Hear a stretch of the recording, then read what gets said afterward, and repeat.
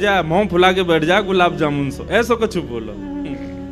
तब श्री जी अगली पंक्ति क्या कहती हैं, और सुनो श्याम सुंदर, आप पूछ ही रहे हो कि आप लग कैसे रहे हो, तो और सुनो। बोले नहीं नहीं मैंने सुन लियो कि आप गोरी हैं मैं श्याम हूं, बस इतना ही बहुत है। बोले नहीं नहीं सुनो तो, हमरो मुख जैसे चंद उजियारो, हमरो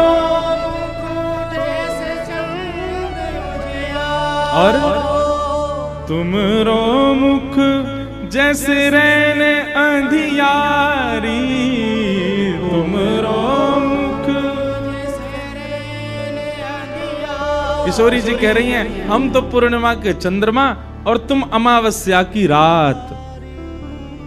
सोई महाराज ठाकुर जी को मुंह फूल गो।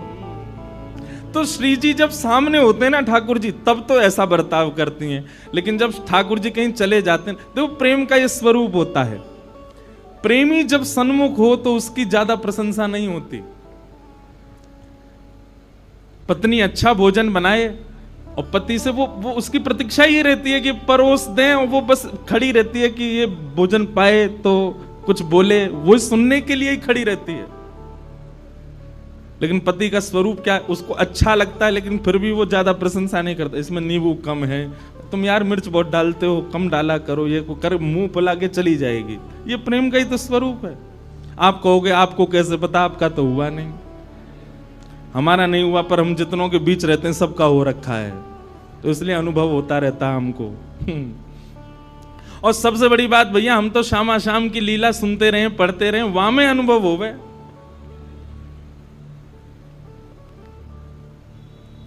तो प्रेम का स्वरूप होता है, प्रेमी सन्मुख हो तो ज्यादा प्रशंसा नहीं होती। ठाकुर जी जब दूर चले जाते हैं तब श्री जी कहती हैं सब सखियों से, अगली बार विधाता मैं बनाऊंगी। तो ललिता विशाखा कहती हैं क्यों, देखे ना कैसे लग रहे श्याम सुंदर, कितने प्यारे लग रहे। विशाखा जी बोली जब सामने हूं मैं तो ऐसी बुराई करो, और पीछे चले जाएं तो ऐसे इतनी बोले ना सामने कहूं ना हूं, ज्यादा इतरामन लगेंगे फिर। या हमारे पीछे से ही कह रही हूं, अगली बार विधाता मैं बनाऊंगी और वह विधाता को नियम समझा दूंगी। रोम रोम प्रति नैन बनाऊं। सब सखी बोली आहा, रोम रोम से ठाकुर जी दिखेंगे। किशोरी जी बोली इतना ही नहीं, एक नियम और बनवाऊंगी। बोले कहा, एक टक रहे पलक न बनाऊं। बोले रोम रोम में नेत्र प्रकट करवाऊंगी, और वे नेत्र भी बिना पलक वाले होंगे, ताकि श्याम सुंदर सामने आए तो हमारे नेत्र कभी झपके ही नहीं। आहा, सब सखियां जय जयकार करने लगी श्री जी की, श्यामा जी की। तब होंगे पूर्ण मनोरथ हमारे काम। श्री जी का ये पद है, तब हमारे मनोरथ पूरे होंगे जब रोम रोम से ठाकुर जी को हम निहार लेंगे। ऐसा प्रेम। तो जिनको विरह है जीवन में, और विरह भी वृंदावन का, विरह भी श्री जी का, विरह भी ठाकुर जी का, आप भाग्यशाली हो।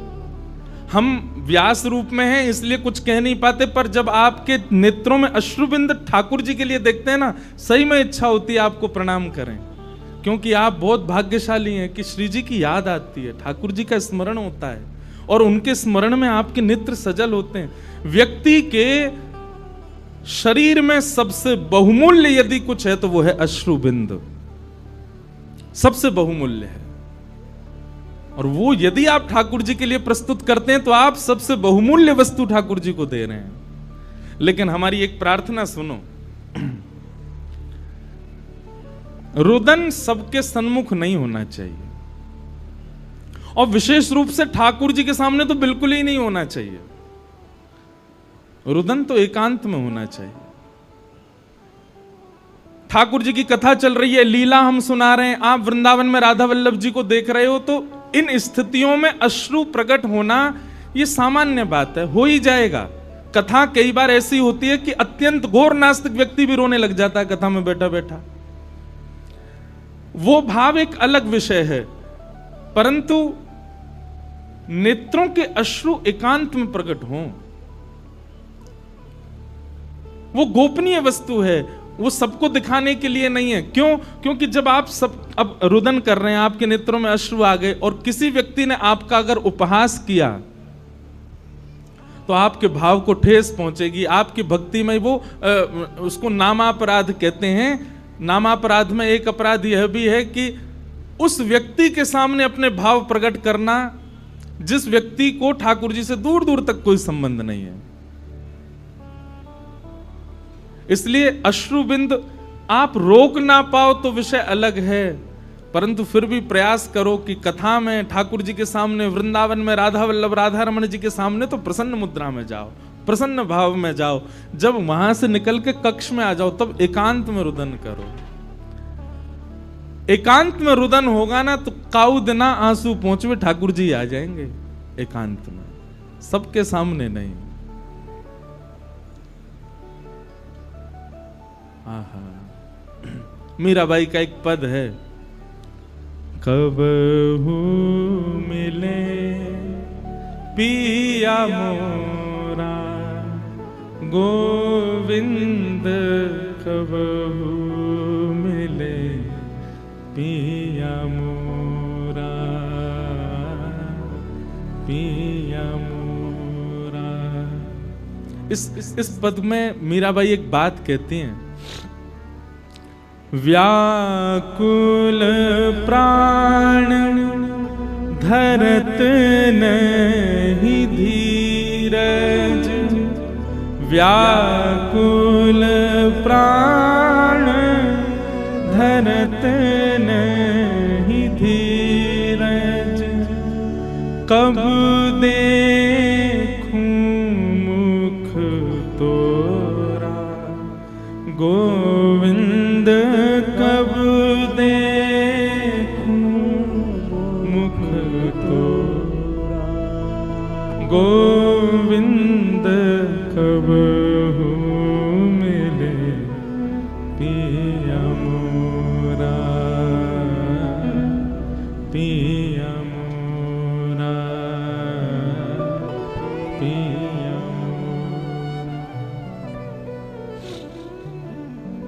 मिलवे को मोहे चाब घनेरो, मिलवे को मोहे चाब घनेरो, हे मिलवे को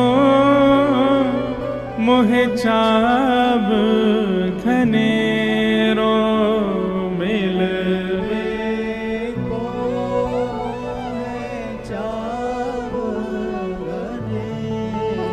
हो ताप तपन बहु तोरा गोविंद, ताप तपन बहु तोरा गोविंद, कब मिले पिया मोरा, पिया मोरा, पिया मोरा। बंधुओं, ये ऐसे पद जो हम गाते हैं ना कथाओं में, इनको छांट छांट के लाया गया है कहां कहां से। इसलिए इनका संग्रह करो, इनको गाया करो एकांत में रह करके।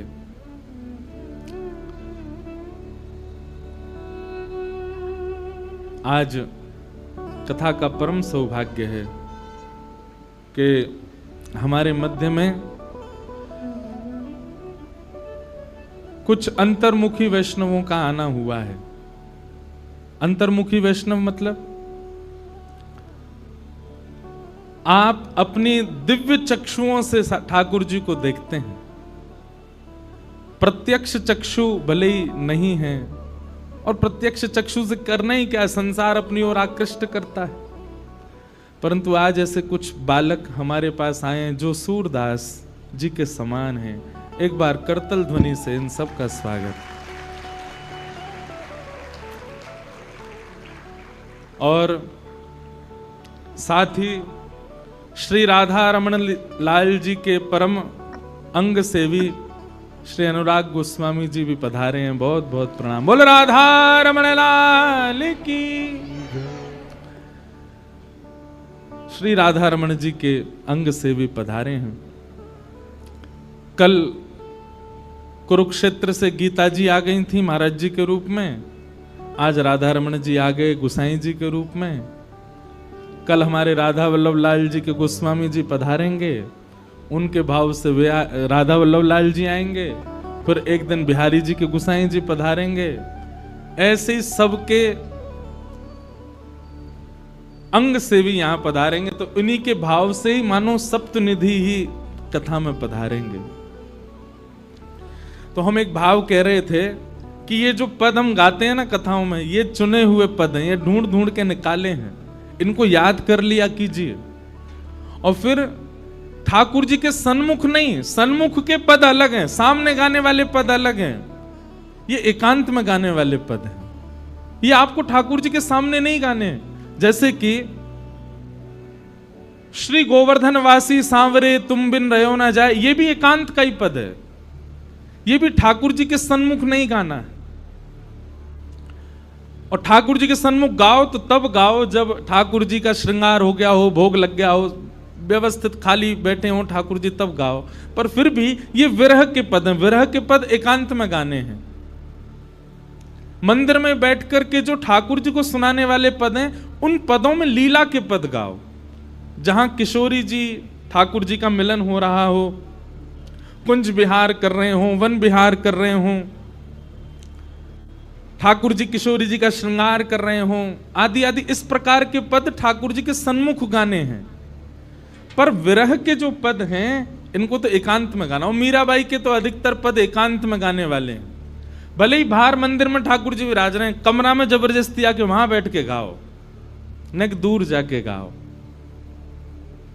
ठाकुर जी प्रसन्न होते हैं, ठाकुर जी चित्त में विराजमान होते हैं।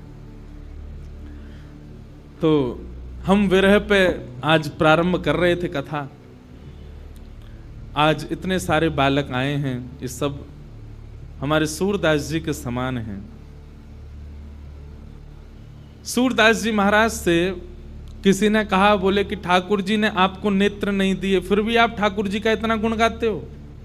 अरे आपको गुण ना गा करके ठाकुर जी की शिकायत करनी चाहिए, ठाकुर जी से कहना चाहिए, बोले नाथ आपने मुझे नेत्र क्यों नहीं दिए, आप तो उनके गुण गाते हो। तो सूरदास जी महाराज बड़ा अच्छा उत्तर देते। सूरदास जी कहते, अरे भैया जे तो मुंह पे ठाकुर जी की बड़ी कृपा है कि उनने मुंह को नेत्र नहीं दिए। क्यों? बोले ठाकुर जी ने सबन को नेत्र दिए तो सब लोग पहाड़ भी देख सकें, समुद्र भी देख सकें, हरियाली भी देख सकें, लोगन की सुंदरता भी देख सकें, समाज भी देख सकें। और भैया मैंने सुनिए, देखवे ते सब लोग इधर देखो, ध्यान से सुनो। और मैंने सुनिए कि देखवे ते कई बार मन में आकर्षण आ जाए, वस्तु के प्रति, स्थान के प्रति, व्यक्ति के प्रति, कई बार मोह है जाए। सूरदास जी उत्तर दे रहे हैं। तो ठाकुर जी ने तो मुंह को नेत्र या मारे नाई दिए। बोले अरे सूरदास, तो को नेत्र दे दूंगा तो पूरी दुनिया को देखेगो, मैं तो को नेत्र नाय दे रहा। क्यों? बोले इन नेत्रन से तू केवल मुंह को देखियो, संसार मत देखियो। संसार देख के कहा करेगो? या हमारे ठाकुर जी ने मुंह को नेत्र नाय दिए।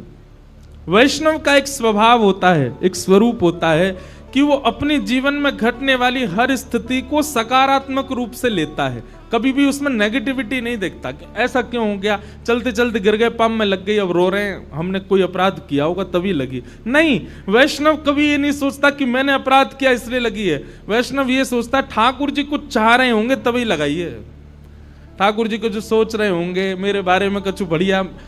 और आप एक बात बताएं, इस प्रकार सोचेंगे तो फिर कोई लीला ही होगी आपके साथ। अब आप सोच के ये बैठ जाओ, अपराध बन गया है, कोई अपराध मैंने कर दिया है तभी ये हो रहा है, तभी ऐसा हो गया है, तो फिर वो अपराध का ही रूप ले लेगा। लेकिन मान लीजिए कि कोई अपराध से आपके साथ कुछ गलत हुआ, लेकिन आपकी भावना कहती है मैंने अपराध नहीं किया, ये तो ठाकुर जी की कोई लीला है, तो वो अपराध होगा भी तो लीला में परिवर्तित हो जाएगा। इसलिए वैष्णवों से प्रार्थना, कभी भी किसी भी स्थिति को, जीवन में आने वाली को आप नकारात्मक रूप से मत लो। उसके प्रति ये भावना मत रखो कि ये मेरा कोई, हमारा प्रारब्ध है। ठीक है, ये बात तो हम जानते हैं कि हमारा प्रारब्ध है, हमारे पूर्व जन्म का कर्म है, लेकिन अब आप वैष्णव हो चुके हो, अब आप वृंदावन से जुड़ चुके हो, अब आप तिलक धारण करते हो, कंठी माला धारण करते हो। इसका मतलब क्या है? आपके स्वभाव में कभी नकारात्मक भाव नहीं आना चाहिए। जो हो रहा है सब ठाकुर जी की कृपा है। ठाकुर जी जो कर रहे हैं वहां में सब लाल जी की इच्छा है, ऐसी भावना। तो आज द्वितीय दिवस कथा का, और प्रथम स्कंद से हम लोग कथा का प्रारंभ करें। आज प्रयास करेंगे कि श्री गोविंद देव जी और श्री मदन मोहन जी के प्राकट्य की कथा भी कथा में सुनावें। रूप सनातन गोस्वामी। बोलो वृंदावन बिहारी लाल की। कथा क्रम प्रारंभ करते हैं, इसी बीच में फिर चर्चा करेंगे।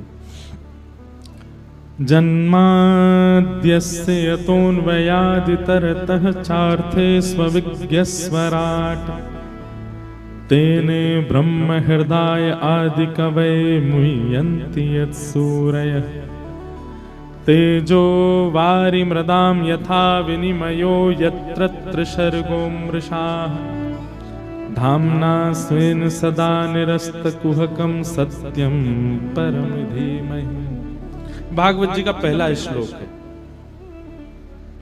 श्रीमद् भागवत जी का पहला श्लोक बहुत कठिन है, सबसे कठिन 18,000 श्लोकों में सबसे कठिन श्लोक है। सबसे पहला श्लोक कठिन श्लोक किस रूप में, इसका अर्थ समझना बहुत मुश्किल है। अनेक टीकाकारों ने हजारों अर्थ किए एक ही श्लोक के। संपूर्ण राम कथा, संपूर्ण कृष्ण कथा, संपूर्ण शिव चरित्र, संपूर्ण देवी भागवत सब है एक ही श्लोक में। ऐसा अद्भुत श्लोक है। लेकिन हम हमारी मति में जितना समझ में आ जाए उतना भाव समझने का प्रयास करेंगे। बहुत ध्यान से सुनिएगा। जन्माद्यस्य यतोऽन्वयादितरतश्चार्थे सुविज्ञस्वराट्। भागवत जी का प्रथम श्लोक प्रारंभ होता है जन्म शब्द से। किस शब्द से? जन्म। और मेरा और आप सबका भी इस धरातल पर प्रारंभ कहां से हुआ? जन्म से। एक बात कभी आपने सोची,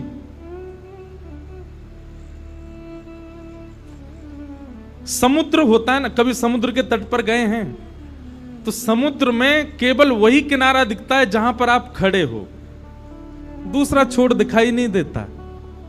इसीलिए संसार को भी समुद्र कहा गया।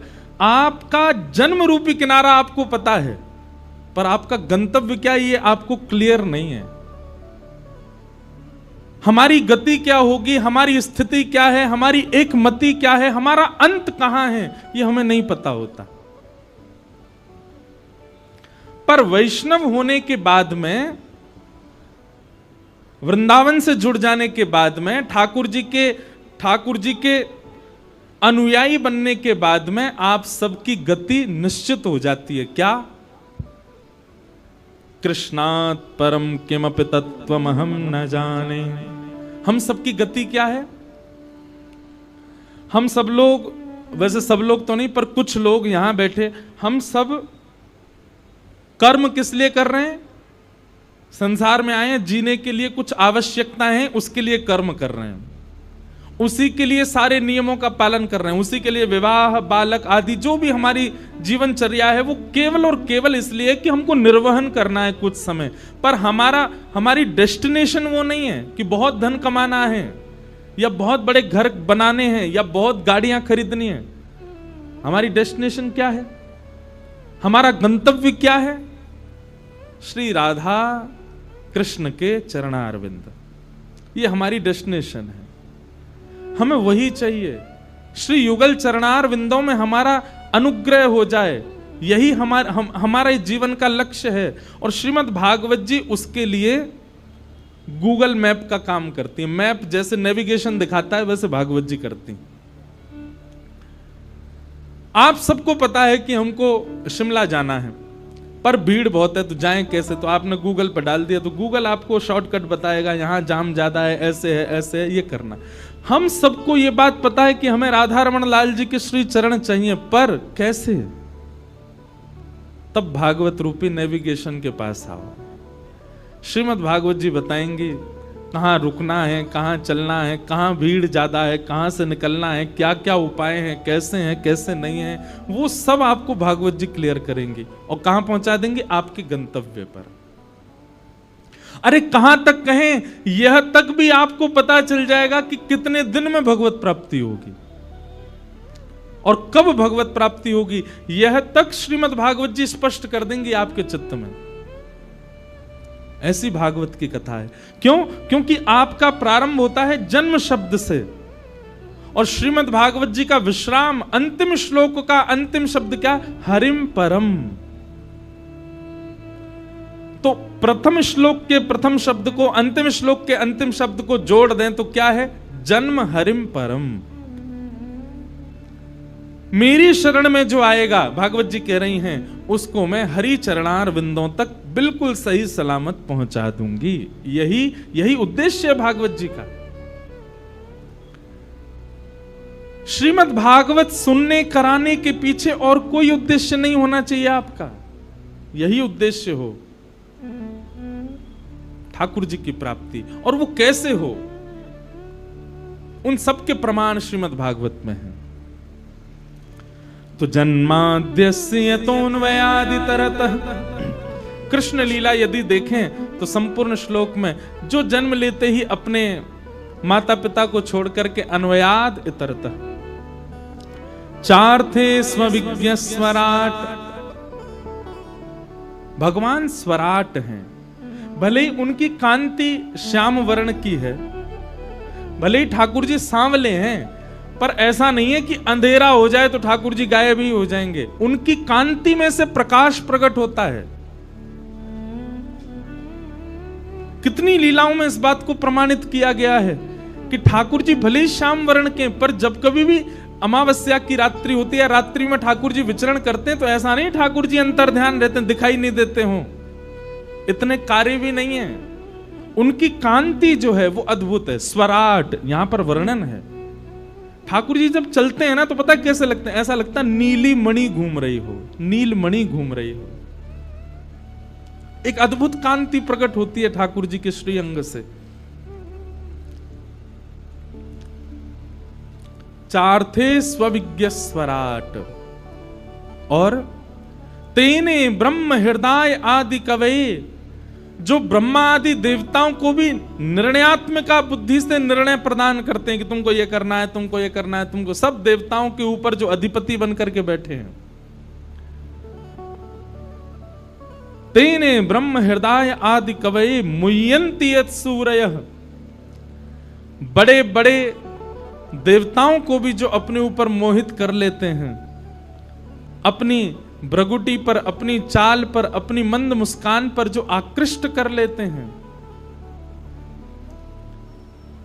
मुह्यन्ति यत् सूरयः तेजो वारि मृदाम यथा विनिमयो, अग्नि, जल, वायु, आकाश, ये जिनके वश में है, पृथ्वी, पंच तत्व जिनके वश में हैं, वे जब चाहें तब इस पृथ्वी को एक एक क्षण में नष्ट कर सकते हैं। या तो जल निमग्न कर दें, या अग्नि निमग्न कर दें, या भूचाल ला करके सब ध्वस्त कर दें।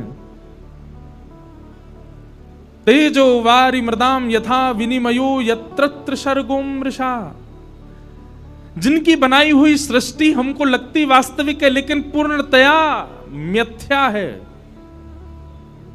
अमृष धामना स्वेन सदा निरस्त कुहकम सत्यम परम धीमहि, ऐसे परम सत्य श्री कृष्ण को हम बारंबार प्रणाम करते हैं। अब देखो, अब इस श्लोक की हमने नेक्स्ट सी व्याख्या करी तो भगवान का रूप ही बदल गया। कैसे हैं?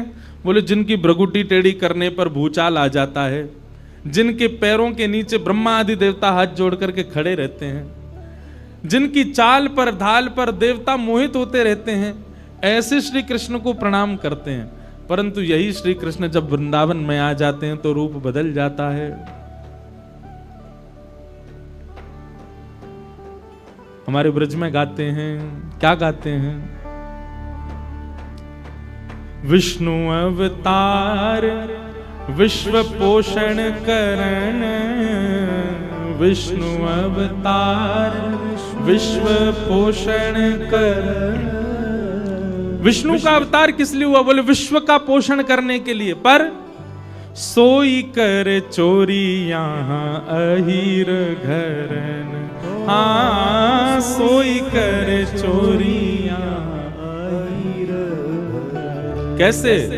निज प्रभुता विसार, निज प्रभुता विसार, निज प्रभुता विसार, प्रभुता विसार। हाँ भैया, प्रेम ने दिया कि सदा उल्टी बहे धार, कौन पावे आपको पार।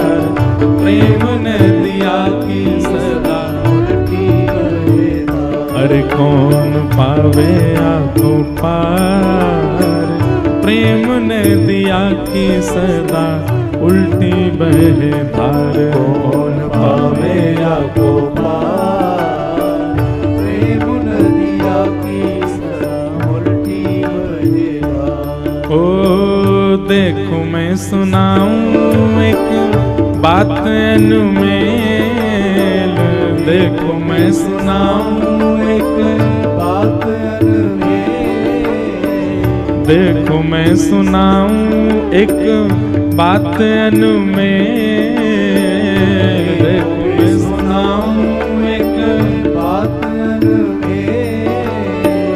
ब्रह्म निराकार रहो गोकुल में खेल, हाँ ब्रह्म निराकार रहो गोकुल में खेल। ओ ब्रह्म निराकार रहो गोकुल में खेल, हाँ निराकार रहो गोकुल में खेल। ओ नंद यशोदा के द्वार, यशोदा के द्वार, नंद यशोदा के द्वार, यशोदा के द्वार। ओ प्रेम ने दिया कि सदा उल्टी बहे धार, कौन पावे आपको पार।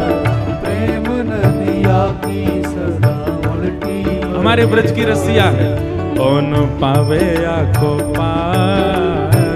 प्रेम ने दिया कि सदा उल्टी बहे धार, कौन पावे आपको पार। प्रेम ने दिया कि सदा उल्टी बहे। उद्धव जी गए कहां? ब्रजमंडल। गोपियां सब घेर बना के बैठी हैं, बीच में किशोरी जी बैठी हैं। उद्धव जी उनके सामने जाकर के कहने लगे, आप जिनके, सब लोग बहुत ध्यान सुनो, इधर देखो।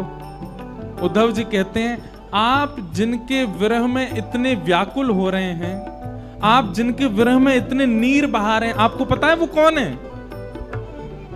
गोपी बोली, हमें तो पता है, लेकिन तू बता, तो कहा पता है कौन है वो? बोले, वो निर्गुण निराकार पर ब्रह्म है, उनका कोई गुण नहीं है, उनका कोई आकार नहीं है। वो जगत नियंता जगदाधार हैं, तीनों लोकों के स्वामी हैं, वो साक्षात पर ब्रह्म भगवान हैं। आप उनके रूप को समझिए। खंबायु अग्निम सलिलम महिम च ज्योतिम से सत्वानि दृशो द्रुमादीन यत सरित समुद्रांश हरे शरीरम यत किंच भूतम प्रणमेत अनन्यम। उद्धव जी महाराज ले अपनी वेदों की ऋचाओं को खोल खोल करके गोपियों के सामने धर रहे हैं। आप जिस परब्रह्म को याद कर करके इतनी व्याकुल हो रही हैं, वो किसी का नहीं है। क्यों? क्योंकि वो किसी का हो ही नहीं सकता, वो निर्गुण निराकार ब्रह्म है।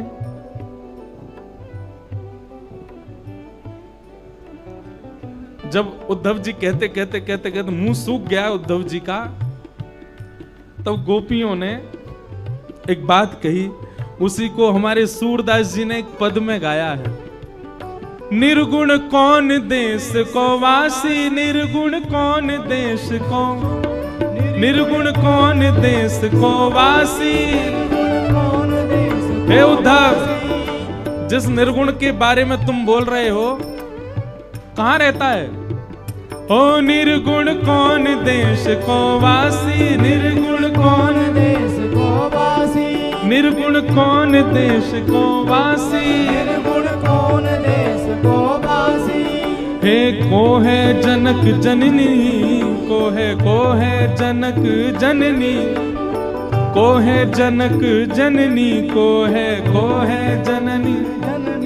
उसके माता पिता कौन है? निर्गुण निराकार ब्रह्म जिसके बारे में तुम हमको सुना रहे हो, उसके माता पिता कौन है? को है जनक जननी, को है जनक जननी, को है जनक जननी, को है जनक जननी, को है कौन नार को दासी, हाँ कौन नार को दासी। हे निर्गुण कौन देश को वासी, हाँ निर्गुण कौन देश को वासी, निर्गुण कौन देश को वासी। जब उद्धव जी महाराज बोले कि उनके कोई माता पिता नहीं है, वो तो निर्गुण निराकार ब्रह्म है, केवल लीला करने, तभी एक गोपी गई और पतरी सी छड़ी लेकर के आई और छड़ी लेकर के उद्धव के पीछे भागी। तो नंद यशोदा कौन है? देवकी वसुदेव कौन है? ये सब कौन है? अरे जा, निर्गुण को तू बखान कर रहा उद्धव, वह निर्गुण के माता पिता नंद यशोदा हैं। तू कैसे कह सके वो निर्गुण निराकार पर ब्रह्म है?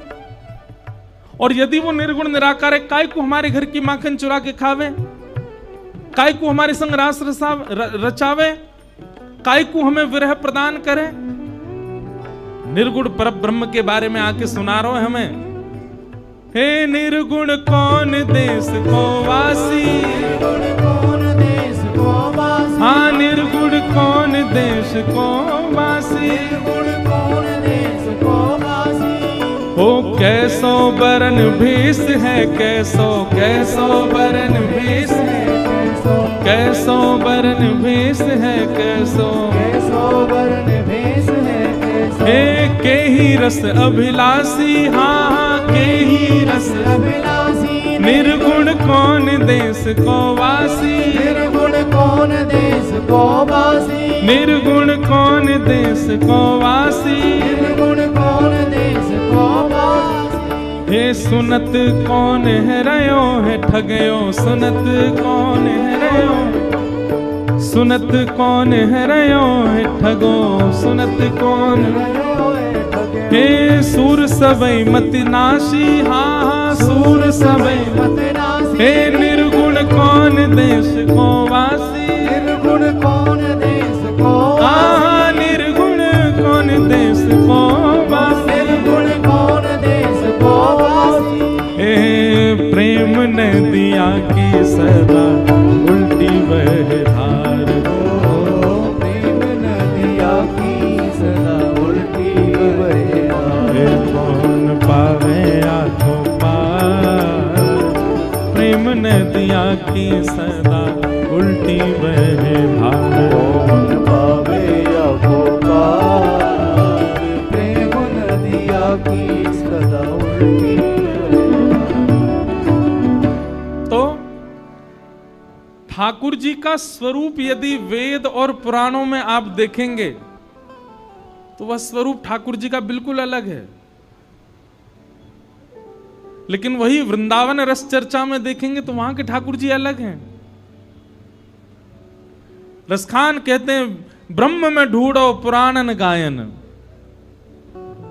ना ही बतायो लोग लुगायन। मैंने सब जगह पर ब्रह्म को ढूंढा, मुझे वो नहीं मिले, तभी मिल गए। बोले कहां मिले? देखो दिरो एक कुंज कुटीर में रयो पलोटत राधिका पायन।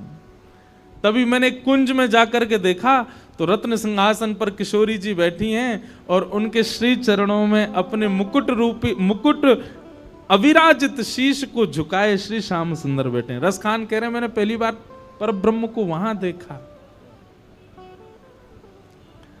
तो वृंदावन रस प्रकट ही इसीलिए किया गया कि वेद वर्णित जो श्याम सुंदर हैं, वेद वर्णित जो परमात्मा का स्वरूप है, उसको आप नहीं समझ पाओगे, उसको आप नहीं जान पाओगे। इसीलिए वृंदावन में ठाकुर जी ने ऐसा रूप धारण किया जिससे आप प्रेम कर सको। और एक बात हमारी सुनिएगा बहुत ध्यानपूर्वक, आपके मन में बहुत श्रद्धा उमड़ रही हो तो कहीं और जाओ, आपके मन में बहुत भावना उमड़ रही हो तो कहीं और जाओ, आपके मन में बहुत पुण्य की कामना उमड़ रही है तो भी कहीं और जाओ, आपके मन में प्रेम उमड़ रहा हो तभी वृंदावन आओ। वृंदावन में ना तो आपको पुण्य के लिए आना चाहिए, आपको हरिद्वार जाने से पुण्य मिलेगा। अभी अभी हमारे मध्य भगवत धाम हरिद्वार के पूज्य महाराज जी, परम पूजनीय प्रातः स्मरणीय स्वामी श्री विवेकानंद जी महाराज पधारे हैं। महाराज जी को बारंबार प्रणाम। साथ ही हमारे मध्य परम पूजनीय श्री पूज्य श्री स्वामी विवेकानंद जी महाराज के परम कृपा पात्र परम पूजनीय श्री मस्तराम बाबा जिनको कहते हैं सब लोग, ऐसे पूज्य महाराज जी पधारे हैं। आपको भी बारंबार प्रणाम। 22 नवंबर से 22 से है ना महाराज जी, हैं 22 नवंबर से 28 नवंबर तक हापुड़ में उत्तर प्रदेश में महाराज जी के सानिध्य में ही कथा का क्रम होगा। खूब आनंद आएगा। तो पुण्य की कामना यदि आपके मन में हो कि हमारे पुण्य बढ़े तो हरिद्वार जाओ। पुण्य की कामना आपके चित्त में है, बद्रीनाथ जाओ, केदारनाथ जाओ, सारे तीर्थ धाम द्वारिका सब जगह हुआ। पुण्य की कामना हो वृंदावन मत आ जाइएगा। वृंदावन में तो आपके बच्चे कुछ पुण्य और छीन लिए जाएंगे। वृंदावन कमावे की जगह नहीं है, वृंदावन तो लुटावे की जगह, छिनवावे की जगह। और जगह जाकर के तो देवताओं से वरदान मांगे जाते हैं, पर वृंदावन में जाके तो स्वयं को दिया जाता है। राधा रमण हम आपकी शरण, हे राधा वल्लभ हम अब आपके हैं। वृंदावन में मांगोनो नहीं चाहिए। और सुनो रे भैया, जो वृंदावन जाके बिहारी जी, राधा वल्लभ, राधा रमण, दामोदर आदि इन सबंते मांगे, बहुत गलत कर रहे हो भैया। वृंदावन कोई स्वरूप नहीं है। हमारो लाला देवे वारो नहीं है, हमारो लाला तो लेवे वारो है। सब ले ले।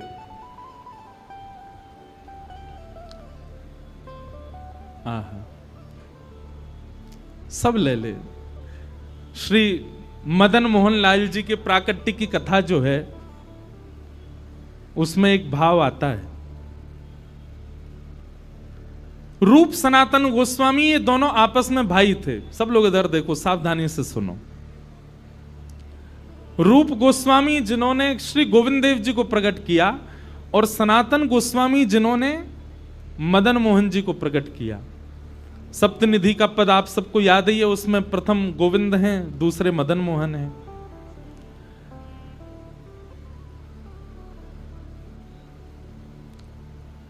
तो रूप सनातन गोस्वामी जो थे ये बांग्लादेश के गौड़ देश के परम विद्वान, परम बीतराग दो वैष्णव हैं। बहुत ध्यान से सुनो।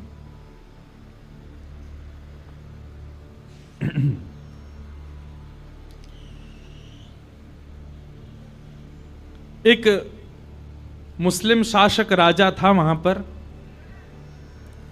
तो आप दोनों ने, आपके पिताजी ने इतना पढ़ा लिखा करके विद्वान किया दोनों को कि आप भविष्य कथन करते थे। एक राजा को इन्होंने कह दिया कि तुम भविष्य में चल करके बादशाह बनोगे। तो उस व्यक्ति ने इनसे कहा कि अगर मैं बादशाह बन गया तो अपना प्रधानमंत्री आपको बनाऊंगा। और बात सत्य हुई। कुछ समय बाद वो व्यक्ति बादशाह बन गया। तो उसने रूप सनातन गोस्वामी जी को मंत्री पद दिया, अपने यहां अलग अलग पद दिए। उससे हमारा प्रयोजन नहीं। पर रूप सनातन गोस्वामी इतने वैभवशाली थे, आपके पास में ऐसा कुछ भी नहीं है संसार में जो नहीं था। धन संपत्ति परिवार सबसे संपन्न थे। बस एक दिन की बात, दो कारणों से आप वृंदावन चले गए, और वो दो कारण कौन से हैं? पहला कारण, एक बार आप लोग दोनों हिसाब किताब कर रहे थे, तो हिसाब किताब करने में इतना समय लगा, कुछ हिसाब बैठ नहीं रहा था।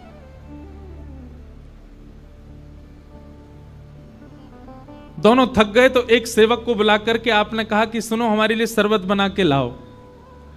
तो सेवक गया शरबत बनाने के लिए, तो शरबत में चीनी की जगह, बूरा की जगह मैदा डाल लाया, और मैदा मिला करके इन दोनों को पिवाई दिया।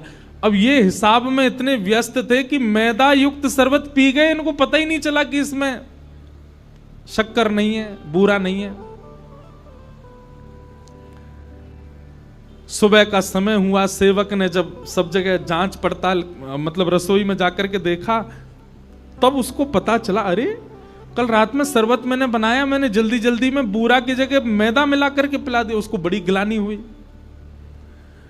तो उसने जाकर के रूप सनातन गोस्वामी, अच्छा, रूप सनातन गोस्वामी जी का नाम रूप गोस्वामी सनातन गोस्वामी नहीं था।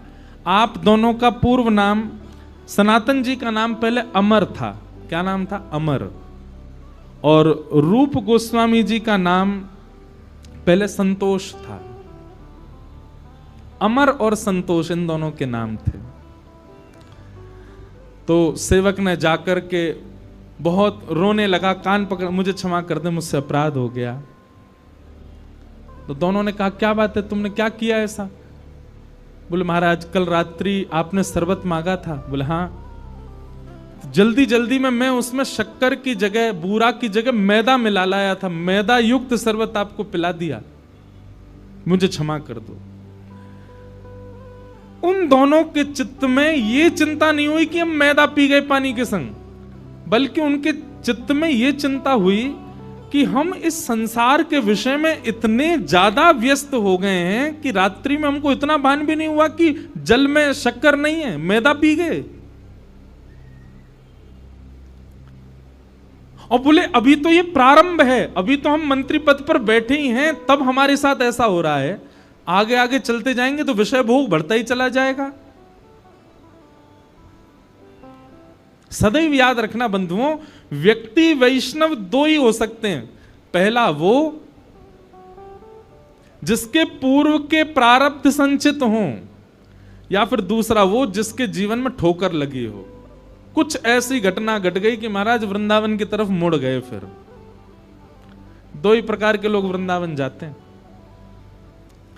रूप सनातन गोस्वामी का पूर्व का संचित कर्म अच्छा था, इसलिए उनके चित्त में आया, बोले ये विषय भोग, इसमें हम इतने तल्लीन हो गए। अब ठीक है, कुछ भी हिसाब कर रहे थे, है तो विषय का ही, इतना भी भान नहीं रहा कि हम मैदा पी रहे हैं।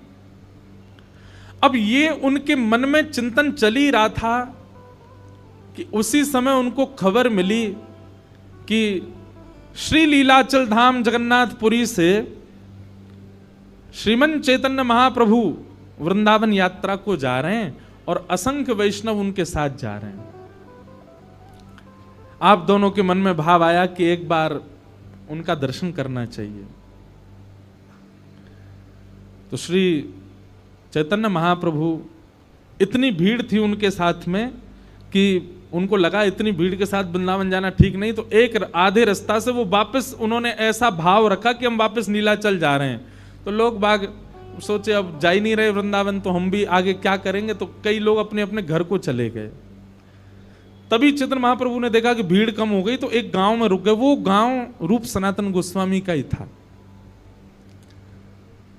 अमर और संतोष इनका नाम था पूर्व। आप दोनों गए, चैतन्य महाप्रभु के श्री चरणों में जाकर के आपने प्रणाम किया और प्रणाम करके कहा कि महाराज अब ये संसार का विषय हमको भाता नहीं है, संसार के विषय भोग से हमारा मन उठता जा रहा है, हम क्या करें। तब चैतन्य महाप्रभु ने आपको ज्ञान उपदेश किया और ज्ञान उपदेश करते हुए चैतन्य महाप्रभु बोले कि मैं तुम्हारे लिए ही आया हूं, मैं तो वृंदावन जा रहा था, पर तुम दोनों पर अनुग्रह करने के लिए ही मैं वापस लौटा और इस गांव में रुका हूं। तुम दोनों सदा से मेरे हो,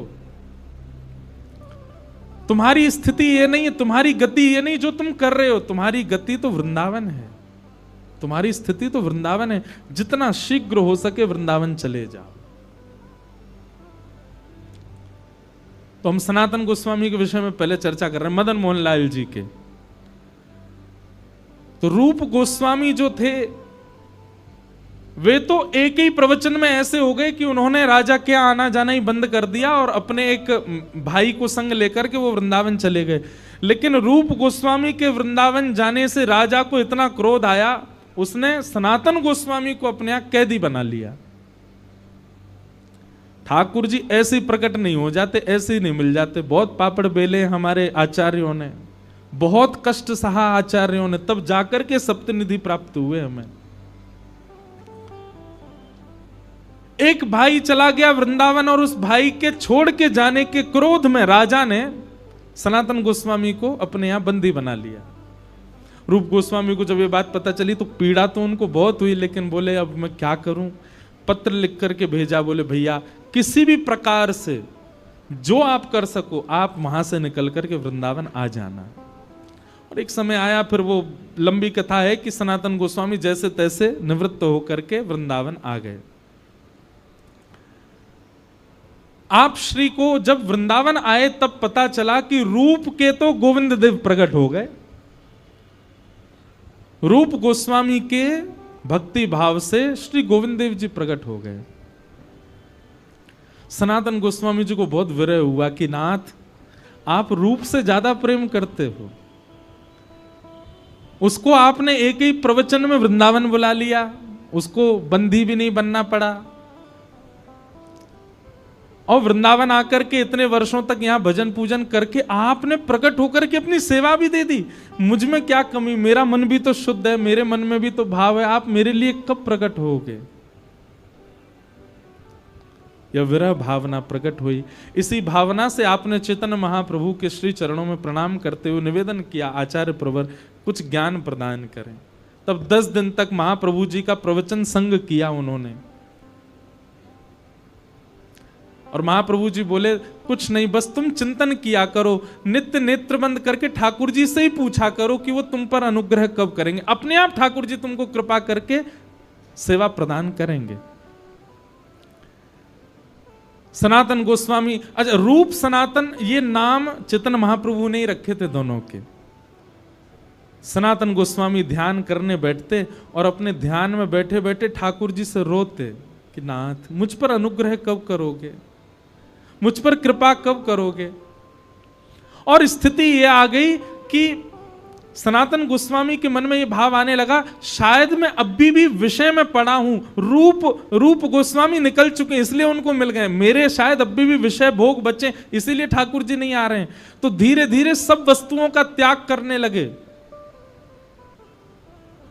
वस्त्र कम पहनने लगे, इच्छाओं की कटौती करने लगे। पहले भोजन भी बहुत करते थे, तो 7 दिन का भोजन 3 दिन करने लगे, 3 दिन का भोजन 1 दिन करने लगे, 1 दिन में भी 1 बार करने लगे, और वह भी भिक्षा मांग करके करने लगे। एक समय तो ऐसा आया भिक्षा भी नहीं मांगते, कोई दे जाएगा तो पाए, मैं इतना त्याग करूंगा ठाकुर जी को आना पड़ेगा मेरे पास। इतना त्याग किया, इतना त्याग किया। सनातन गोस्वामी के उस भाव से ठाकुर जी रीझ गए। एक दिन सनातन गोस्वामी बैठ करके भजन कर रहे थे, तभी देखते हैं कि आपके मनोभाव में त्रिभंग लली श्याम सुंदर प्रकट हो गए। और जैसे प्रकट हुए आपने दौड़ करके चरण पकड़े, अभी मन में ही चिंतन कर रहे हैं, दौड़ करके चरण पकड़ लिए और पकड़ करके कहा नाथ मुझे कब मिलोगे आप, मुझे कब दर्शन दोगे आप। तब ठाकुर जी बोले आपके भाव से मैं बहुत प्रसन्न हूं, मैं बस प्रतीक्षा कर रहा था आपके भाव सुंदर होने के। आप मथुरा जाओ और मथुरा में परशुराम चतुर्वेदी नाम के एक ब्राह्मण हैं, उनके घर में मैं विराज रहा हूं, वहीं से मुझको लेकर के आओ। सनातन गोस्वामी जी तुरंत मथुरा पहुंच गए और मथुरा में जाकर के अब ऐसे कैसे मांग लाएं ठाकुर जी को, तो योजना बनाई। क्या करें? बोले भिक्षा के बहाने जाते हैं। पहले पूछा सनातन ये परशुराम कहाँ रहते हैं। जब उनका घर मिल गया तो रोज भिक्षा मांगने जाते, और भिक्षा मांग करके उनके यहाँ जैसे भिक्षा मांगने जाते, कपाट खुलते, गेट खोल करके जैसे भिक्षा देने आते, सोई मदन मोहन जी सामने बैठे रहते और उन्हीं को ही निहारते रहते। कितने सुंदर, कितने प्यारे।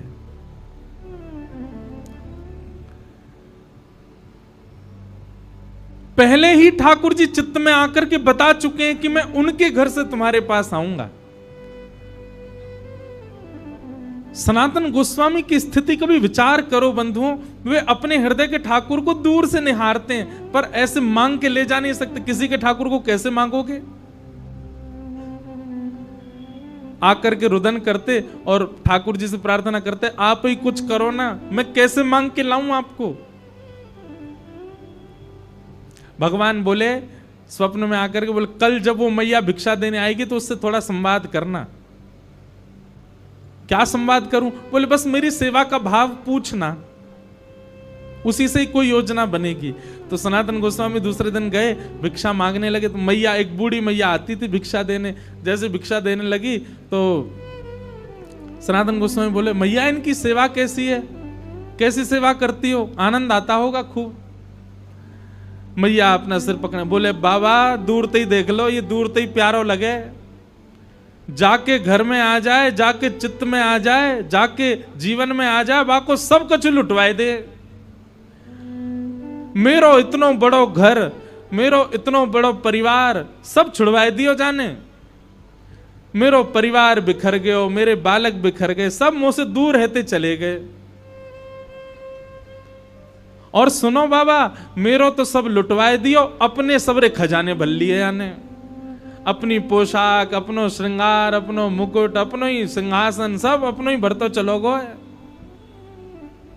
बाबा दूर से ही देख लियो या लेवे को मन मत बनाइयो, सब लुटवाए देखो। सनातन गोस्वामी बोले, माँ आप हमारी ओर जरा दृष्टि डाल के देखो, हमारे पास कुछ लगता है आपको? हम पहले ही सब छोड़ चुके हैं, हमारे पास तो केवल एक लंगोटी है बस, इसके अलावा कुछ नहीं है। ये अगर आ भी गए हमारे पास में तो हमारा क्या छुड़वाएंगे? बचा ही नहीं कुछ भी। परिवार हमने छोड़ दिया, भोजन हमने छोड़ दिया, इच्छाएं हमने त्याग दी। अरे एक कुटिया किसी ने बना के दे दी है, नहीं तो मैं तो वृक्ष के नीचे रहता था, घर भी नहीं। और जबकि ये रूप सनातन गोस्वामी बड़े संपन्न परिवार से थे बंगाल में, सब छोड़ छाड़ के आ गए। बोले मैया सब तो छूट गया, अब क्या छुड़वावेंगे मेरा? और मैया आप इतनी परेशान हो, आपको बहुत परेशान कर रहे हैं, तो आप इनको मोकू दे दो। मैया बोली बाबा भले ही सब कुछ छुड़वाई दियो यानी मेरो, लेकिन दूंगी ना है, रहेगो मेरे पास ही। सनातन गोस्वामी बोले तो बोले अब क्या चाह रही हो, क्या छुड़वा मैं आपके? प्राण छूट जाएंगे तब दोगी हमें? अब आपका भी मैया सब चला गया, प्राण ही बचे हैं बस। अब सोचो कहीं आपके प्राण चले गए और फिर उसके बाद आपके दूर के रिश्तेदारों ने आकर के विवाद किया, इनके गहना सोना सब चुरा के ले गए, तो आपको वैकुंठ जाकर के बहुत कष्ट होगा मैया कि मैंने इतनी संपत्ति बढ़ाई मदन मोहन जी की, सब मेरे परिवार के लोग लूट ले गए। इससे बढ़िया प्राण जामे वासे पहले पहले इनको कहीं व्यवस्थित कर जाओ। मैं ना कह रहा हूं मोह देख के जाओ, पर देख लियो मेरे पास कुछ है नहीं, मैं रख लूंगा इनको। मैया बोली विचार करूंगी। रात्रि में स्वप्न में मैया के स्वप्न में ठाकुर जी आ गए और मैया से आके बोले मैया तू कैसी है? बोले इतने वर्ष है गए मुझ सेवा करते भय, आज तक स्वप्न में आके तुमने यो ना पूछी कैसी है? पति चलोगो, परिवार चलोगो, बालक चले गए, सब संपत्ति चली गई मेरी, कभी नहीं अब क्यों पूछवे आए हो? कहा चाहिए सीधे सीधे बताओ। ठाकुर जी बोले मैं यूं कह रहा हूं कि मैंने सब तो ले लियो, अब एक ही चीज तेरे पास बची है, वो लेवे वारो हूं मैं। मतलब ठाकुर जी इनडायरेक्ट वे में कह रहे हैं तेरे प्राण लेवे वारो हूं। और मैया तेरे प्राण चले जाएंगे तो फिर मुंह भोजन कौन कराएगो, मेरी सेवा कौन करेगो? मैया बोली आजकल वो कल परसों एक बाबा आयो, वो आपको मांग रहो, वो ऐसी बात कर रहे हो, आप भी स्वप्न में आके ऐसे कहा, बात कहा है मुझे बताओ। बोले मैया तेरे जीवन के केवल 7 दिन बचे हैं, वहां से पहले पहले तू वह बाबा को मुंह दे दे।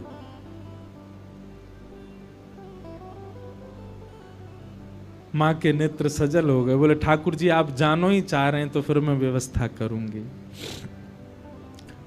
दूसरे दिन जैसे ही सनातन गोस्वामी गए, द्वार पर आकर के कहा भिक्षाम देही, मैया अपने ठाकुर जी को उठा करके लाई और ला करके बोली ले बाबा ले जाओ ठाकुर जी को, करो इनकी सेवा। अब बाबा थोड़ा ऐसा बता रहे हैं मानो वो लोभी नहीं है ठाकुर जी के, तो मानो ऐसा बोल रहे हैं मैया इनसे पहले यूं तो पूछ लो, ये मेरे पास रह लेंगे ना, मेरी कुटिया में ज्यादा व्यवस्था ना है, मैं तो आटो मांग करके ले जाऊं, बिना छने भय आटे के टिक्कर बना के पाऊं, और एक बार बनाऊं वही 7 दिन तक चले मेरे, इनको चल जाएगा ना। मैया वापस अपने ठाकुर जी को ले गई, भीतर पधरा दी, बोले आज रात में पूछूंगी। स्वप्न में फिर ठाकुर जी आए और स्वप्न में ठाकुर जी तो बोली जय जय, वो बाबा तो एक दिना बनावे, वही एक टिक्कर दी 7 दिना निकाल दे, और आपको तो एक दिना में 8 बार भोजन चाहिए, कैसे जाओगे बाकी यहाँ। ठाकुर जी बोले कोई बात ना, मैं टिक्कर खा के रह लूंगा, लेकिन मैया मैं रहूंगा वही के पास, तुम वो भैया दे दे, वो जैसे रखेगो मुंह को स्वीकार है, बस बाकू दे दे। दूसरे दिन सनातन गोस्वामी आए तो मैया ने ठाकुर जी दे दिए, बोले ठाकुर जी कह रहे हैं जैसे रखेगो रह लूंगो। आहा, सनातन गोस्वामी इतने आनंद में भर गए, बोले यही तो सुनना चाह रहा हूं कि ठाकुर जी मैं जैसे चाहूं वैसे रहने को तैयार है। हृदय से लगा करके श्री मदन मोहन लाल जी को अपनी परन कुटी में लेकर के श्री सनातन गोस्वामी आए, चौकी पे विराजमान कर दिए, ठाकुर जी विराज रहे हैं। वही आटा जो भिक्षा में आता है, बिना छना हुआ, बिना नमक डाले, उसी के टिक्कर बना करके मदन मोहन जी को पधरा दिए। मदन मोहन जी की 1 सप्ताह तक ऐसी सेवा चलती रही, टिक्कर रोज बनाते थे, और उन टिक्करों का क्या करते थे तो कहीं वर्णन है कि ठाकुर जी की जो प्रसादी होती थी उसमें से थोड़ा सा पाते थे, और बाकी का जो था उसको ब्रजरज में गाड़ के रखते थे, और कभी समय मिलता फिर उसमें से निकाल करके पाते रहते, या किसी को प्रसाद के रूप में बांटते रहते। 5-6 दिन तक ठाकुर जी ने सेवा कराई, और कुछ दिनों बाद ठाकुर जी स्वप्न में आकर के बोले बाबा बहुत मन लग रहा हो मेरा तुम्हारी कुटिया में, तुम ऐसे भजन करते रहो, पूरे दिन टिक्कर बना के मुंह को पवाओ, बाबा बहुत सुख मिल रहा, लेकिन एक बात है। बोले कहा नेक नमक बुरक दे करो आटे में, नेक सो स्वाद आ जाएगा वहां में। अरे मैं नंद जी को लाला, मैं यशोदा मैया को लाला, लाड़ चाव को जोड़ा, इतने लाड़ प्यार से मुंह को पाल के बड़ो कियो, 56 भोग बनाती यशोदा मैया। बाबा मुंह में नेक भोजन की रुचि है, पर मैं ज्यादा ना कह रहा हूं आपसे, मैं यूं ना कह रहा हूं कि बहु व्यंजन बनाओ, पर या आटे में नेक नमक तो डाल दे करो। सनातन गोस्वामी जय जय, आपको बहुत श्रम है क्यों, मैं अभी जाऊं, कल से भिक्षा में नमक भी लेके आऊंगा। और दूसरे दिन आटो भी लाए, नमक भी लाए, आटे में नमक डाल करके टिक्कर बना के पवा दिए। 6-7 दिन ठाकुर जी ने प्रेम से पाए, 7 दिन बाद ठाकुर जी फिर आ गए। सनातन गोस्वामी बोले कहो जय जय, अब ठीक है, नमक को स्वाद आ रहा है। ठाकुर जी खांस खांस के बोलन लगे, तो सनातन अरे जय जय खांस काई करे, बोले रूखी रोटी है ना, इरज गई है मेरे गले में, सबरी जमाए गई है यहीं पे। ओहो जय जय, आप तो बड़ी पीड़ा में हो, तो क्या करूं। बोले नेक घी लियाए करो, रोटी में नेक टिक्कर में नेक घी बोर के मुंह को फिर पवाए करो। सनातन गोस्वामी बोले ठीक है, मैं घी की व्यवस्था करूंगा। कहां पहले सब छुड़वा दिया सनातन गोस्वामी, वस्त्र तक उनके छुड़वा दिए, परिवार छुड़वा दिया, बहु व्यंजन छुड़वा दिए, और अब धीरे धीरे सब ला रहे हैं उनके घर में। पहले आटो आ गयो, फिर नमक आ गयो, फिर घी को डिब्बा आ गयो। 7-8 दिन तक ठाकुर जी ने प्रेम से पायो, फिर ठाकुर जी प्रकट है गए मन में। जय जय, अब तो नमक भी डाल रहा हूं, घी भी चुपुड़ रहा हूं, अब कहा चाहिए।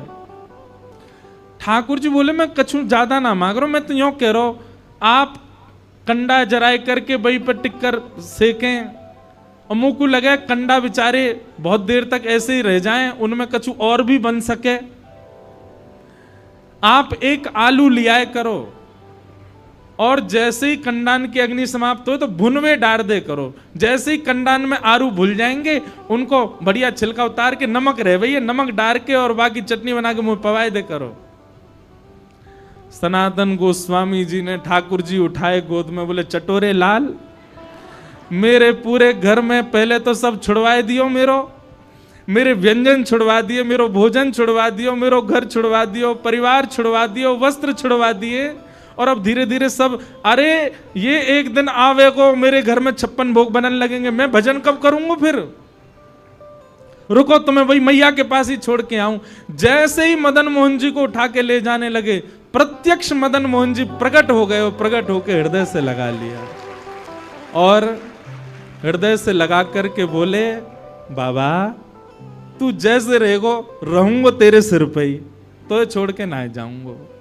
हाँ मैं 56 भोग पाऊंगो एक दिन तेरे हाथन सो, लेकिन पाऊंगो तेरे हाथन सो, नहीं जाऊंगो छोड़ करके। बंधुओं,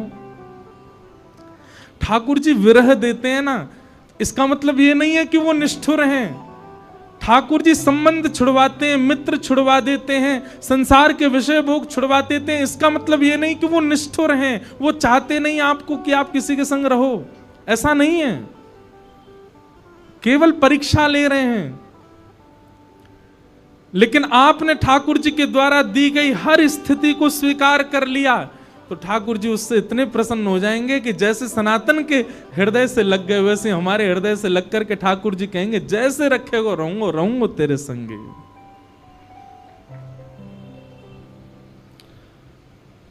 ऐसे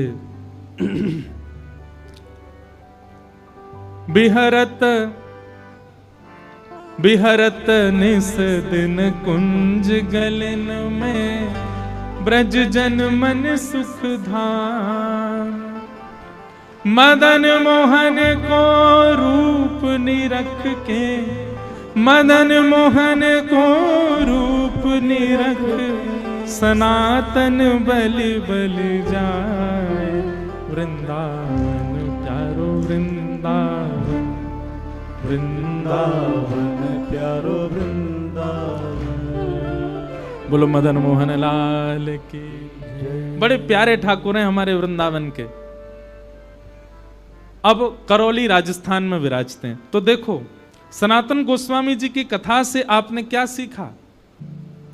भगवत प्राप्ति के लिए, ठाकुर जी प्राप्त हो उसके लिए सबसे पहले क्या आवश्यक है? एक गुरु, सदगुरु का संग।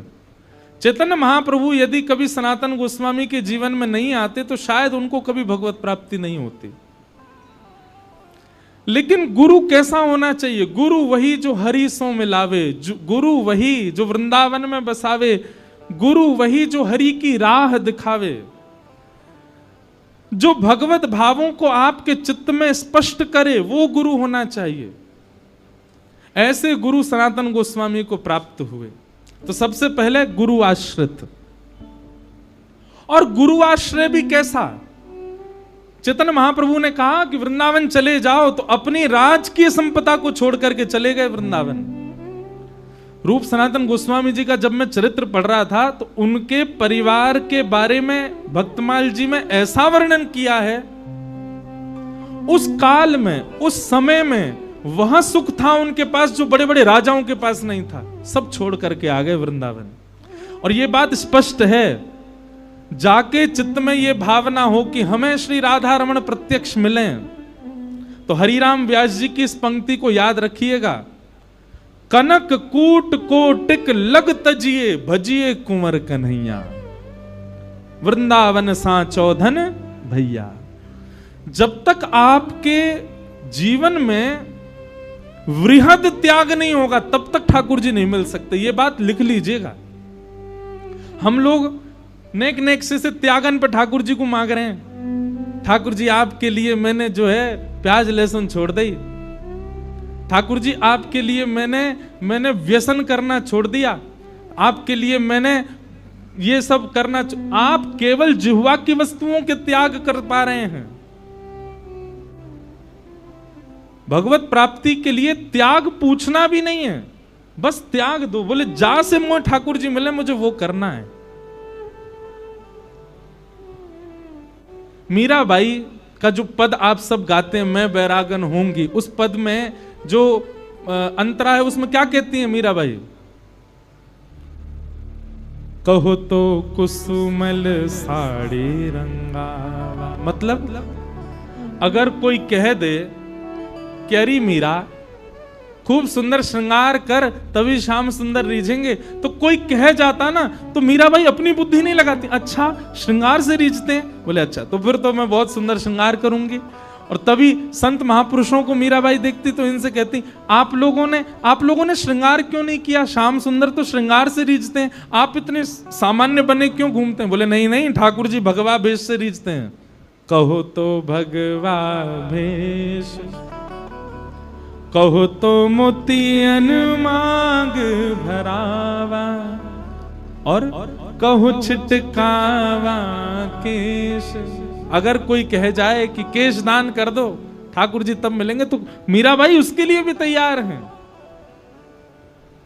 क्यों? जिन भेषा मारो सावरो रीझे, जिन भेषा मेरो गिरधर रीझे, मैं सोही भेष धरूंगी, ओ मैं तो सोही भेष धरूंगी, हो मैं बैरागन होंगे,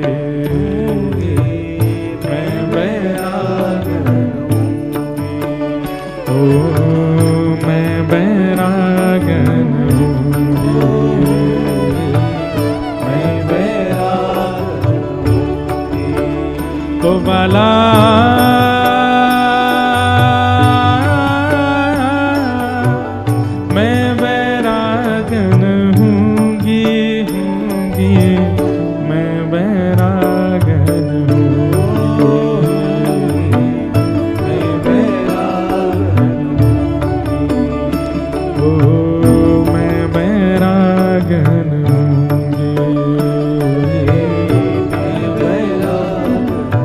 सब लोग, ओ जिन भेषा मेरो सावरो रीझे, जिन भेषा मेरो सावरो रीझे, हे जिन भेषा राधा रमण जूरी है, जिन भेषा राधा रमण जूरी है, ओ जिन भेषा मेरो गिरधर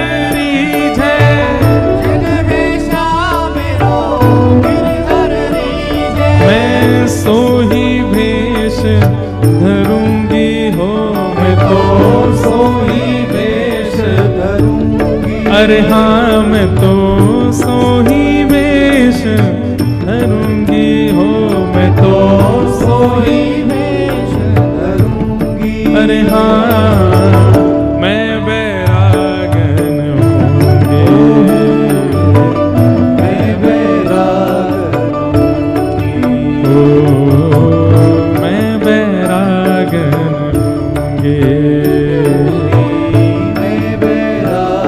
श्री राधा रमण लाल की।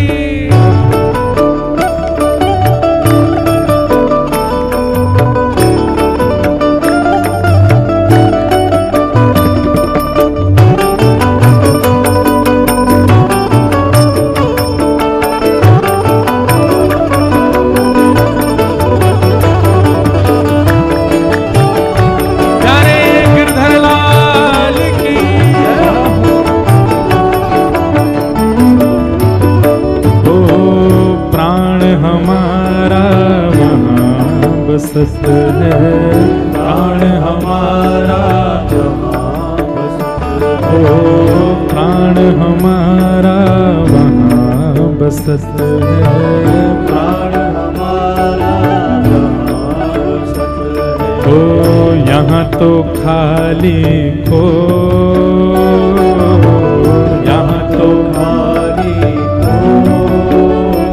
सही बताइयो, आप सब लोगन के प्राण वृंदावन में ही बसे ना, बस शरीर ते रह रहे हो चंडीगढ़ में, प्राण तो सबन के वृंदावन में ही है। ओ प्राण हमारा वहाँ बसत है, प्राण हमारा वहाँ बसत है। ओ यहाँ तो खाली हो, यहाँ तो खाली हो। ओ मात पिता परिवार सोई है, मात पिता परिवार सोई है। ओ मात पिता परिवार सोई है, मात पिता परिवार सोई है। ओ कहिए तिनका तोड़ भला, कहिए तिनका तोड़, हाँ भला कहिए तिनका तोड़, भला कहिए तिनका तोड़। क्या कहना है?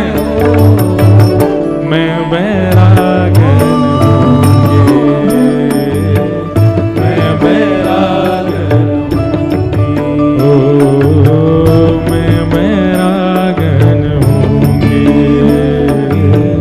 मैं बैरागन होंगे। भाव से ओ भला